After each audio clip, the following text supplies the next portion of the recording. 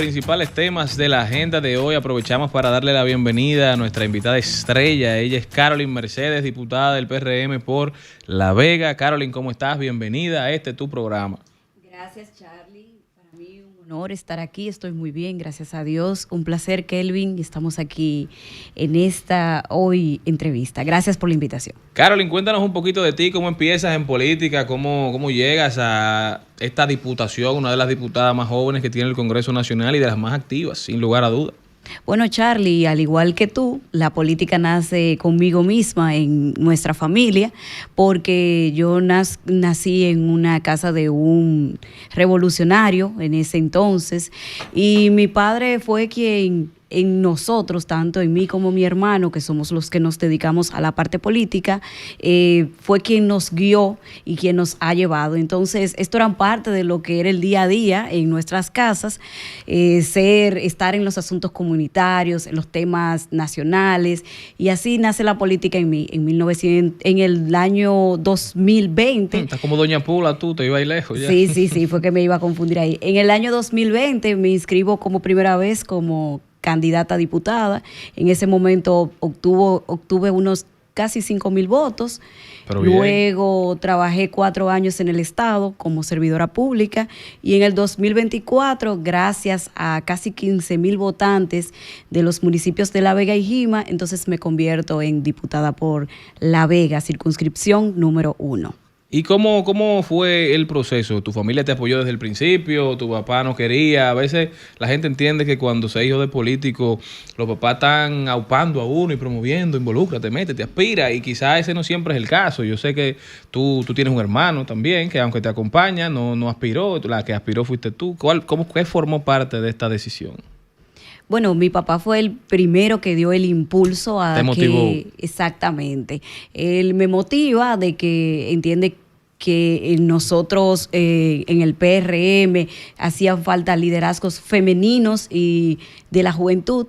Entonces, es quien me motiva en primera vez, y mi núcleo familiar es mi principal apoyo. Amén. Carolyn, ¿cómo defines tú el rol de liderazgo que ejerces en tu comunidad, así como el rol de liderazgo femenino que ejerces en el Congreso de la República? Bueno, yo lo defino importante, lo defino también como categórico, como crítico, como responsable y como cercano a la gente. En ese sentido es que va mi apoyo desde mi comunidad, y cómo yo asumo los compromisos que existen en las comunidades, tanto que hicimos en la campaña como los que día a día nos vamos enfrentando en la resolución y en la gestión de los problemas de la gente. Y en el tema desde el Congreso Nacional, legislamos con un compromiso y una visión clara, que es que los temas nacionales deben de tomarse en consideración, y llevando siempre lo que son los principios y los valores nuestros, de nuestros municipios, hasta el Congreso Nacional. Yo estuve recientemente por allá por La Vega y hace un tiempo también, y siempre vi esa ciudad muy bonita. Ustedes han tenido históricamente uno de los principales alcaldes más, vamos a decir, que con mayor aprobación de su gestión. Pero ¿cuáles son los principales retos que sigue teniendo la municipalidad o el territorio allá en La Vega? Sí, definitivamente hemos tenido buenos alcaldes. Y La Vega es un hito de referencia desde 1494, porque allá se funda una de las primeras ciudades, que es lo que hoy es La Vega Vieja. Tenemos algunos retos que ya están en camino, como es el caso de la presa de Guaigüí. Pronto van a iniciar sus trabajos. Eso ha sido una obra exigida por más de 3 décadas por el municipio de La Vega. También la recuperación de las ruinas, de la ruina vieja, de La Vega Vieja. Y tenemos otros proyectos que también son importantes en el municipio de La Vega y que los estamos trabajando, como el caso de un Palacio de Bellas Artes. Ya ese palacio, que en su momento era el Casino Central de La Vega, justo en el centro, ya fue donado al Ministerio de Cultura y se está trabajando también en ese proyecto. Hemos sido eco también de esa parte. Carolyn, tú sabes que últimamente nosotros en algunos programas hemos dicho que entendemos que lamentablemente la agenda interna de los partidos políticos, especialmente la del PRM, ha abordado la agenda nacional. Tú como congresista, representante de La Vega, pero con alcance a todo el país, ¿cuáles han sido los principales proyectos de la agenda de la Cámara en los cuales tú te has involucrado, en los cuales te has inmiscuido, en los que estás trabajando? Yo sé que el Código Penal ha jugado parte importante en tu rol como legisladora, pero si puedes abundar un poquito para que la gente conozca más de ti. Gracias, Charlie. Bueno, nosotros estamos en comisiones muy importantes, como es la Comisión de Cámara de Cuentas, y ahí decidimos quiénes eran los miembros, las 5 ternas, luego se convirtieron en 3, y en los mejores perfiles, los mejores hombres y mujeres. Ahí trabajamos arduamente en esa parte.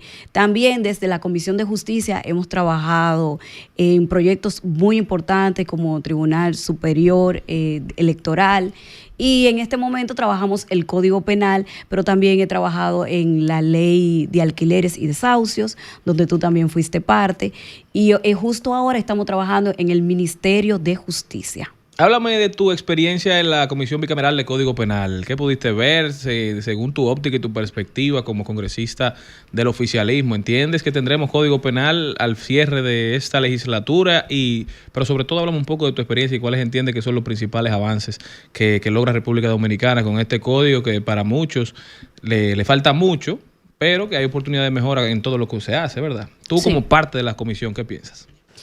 Bueno, nosotros hicimos un arduo trabajo desde la Comisión Bicameral del Código Penal. Habían muchos senadores y diputados comprometidos en que saliera la mejor versión de las últimas décadas. Ese proyecto tiene aproximadamente 24 años que se había trabajado, y realmente hicimos un gran esfuerzo en esa lectura y en ese análisis artículo por artículo. Sí habían temas en los cuales fueron difíciles las decisiones, porque no solamente implicaban los temas del derecho, sino también temas personales y de principios de algunos diputados y senadores que tenían sus criterios, y que a veces existió algunos inconvenientes entre el deber ser y el ser.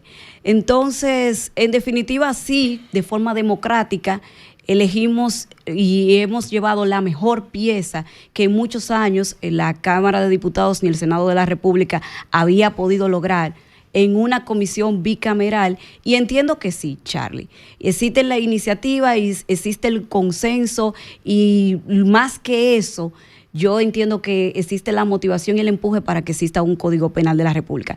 Ya se conoció en primera lectura en el Senado de la República, debe de conocerse en segunda lectura, también ahí se discutirá en el Senado y luego pasará a la Cámara de Diputados. Y ahí también discutiremos al respecto. Estamos compartiendo con Carolyn Mercedes, diputada del PRM por La Vega. Carolyn, a propósito de este tema, al presidente de la República en el día de hoy le preguntaron si estaría en condición de extender la legislatura, en tanto veía que algunos de los principales temas, como es el Código Penal, la reforma del Código Penal, como la reforma del Código Laboral, podían tomarse un poco más de tiempo. Con los avances que ha venido dando los trabajos que ustedes están haciendo, algunas voces han dicho que hay que darle un poco más de tiempo y que si es necesario se deje para la próxima legislatura tanto el Código Penal como la reforma del Código Laboral por una parte que entiende que no está de acuerdo del todo.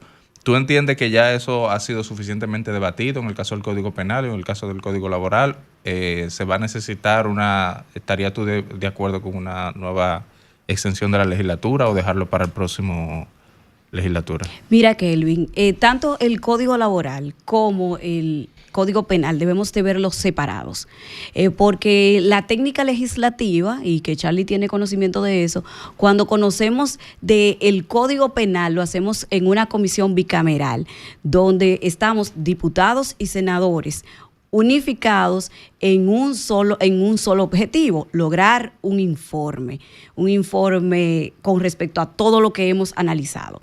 Mientras que el Código Penal solamente fue depositado por el Poder Ejecutivo vía el Senado de la República Dominicana. Por lo tanto, no ha pasado a la Cámara de Diputados. En este sentido, yo entiendo que basado en que nosotros terminamos el 26 de julio, con respecto al Código Penal no tenemos ninguna situación. Ahora bien, con respecto al Código de Trabajo, que entiendo que se ha hecho un gran esfuerzo por parte del Senado, sí debemos nosotros los diputados estudiarlo. Entonces, en ese sentido, yo entiendo que sí existen las condiciones para que nosotros trabajemos el Código Penal y culminemos antes de esta legislatura. Y a diferencia de lo que dicen, nosotros tenemos desde inicio de esta legislatura trabajándolo. No ha sido una cuestión fácil. Y 3 semanas continuas en una sesión permanente por parte de esa comisión, desde las 9 de la mañana hasta las 8 de la noche, en casi 15 días, es un esfuerzo bastante grande que hicimos los diputados y los senadores. Definitivamente, todos tenemos altas expectativas. Vuelvo y reitero, no será el código perfecto, pero será el código posible. Hay un año de descanso de ley para hacerle los arreglos y las mejoras que entienda la sociedad que deben aplicarse. Pero vuelvo y reitero, este código que se está trabajando y con el cual hoy en día se está aplicando justicia no es de 1884, como mucha gente dice. Ese código de 1884, que es la traducción del Código Haitiano de 1826, que es la implementación o la interpretación del Código Napoleónico de 1810, es decir, estamos aplicando justicia con lo que el legislador de 1810 entendía que era el crimen. Por eso es tan importante darle una herramienta al ecosistema jurídico dominicano para implementar justicia y que realmente podamos romper esa disparidad entre el Código Procesal Penal, que es de apenas 2 décadas, y el Código Penal, que ya vuelvo y reitero, tiene más de 215 años, y es quizá parte de la clave de lo que hace tan difícil lograr una condena definitiva en la República Dominicana, la disparidad de estas dos herramientas. Entonces es esencial la visión de gente como Caroline, que en esa comisión tuvo encontronazos con mucha gente para tratar, no de imponer su visión, sino para tratar de que se le escuchara en un tema muy específico. Podemos hablarlo y narrárselo a la gente aquí. Caroline expresaba en ese momento la importancia de que el perjurio se penara con un número de años que fuera a la par de la implicación de lo que se estaba cometiendo. ¿Tú puedes elaborar un poquito más de qué fue lo que pasó ahí, Carmen? Sí, gracias, Charlie. Bueno, existía en el proyecto solamente una pena con respecto al perjurio de 1 a 2 años.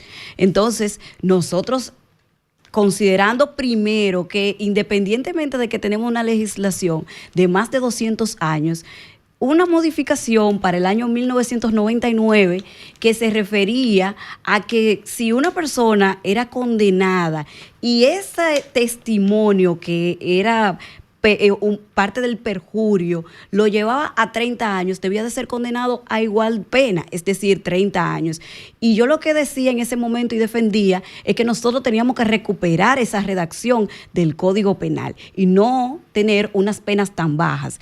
Pero también con respecto al enriquecimiento ilícito en temas de corrupción, yo llevé una voz muy cantante. También con el tema de feminicidio y en cuanto a la redacción del feminicidio y qué considerar feminicidio en virtud de lo que establece el artículo 97 del proyecto hoy aprobado en primera lectura en el Código Penal.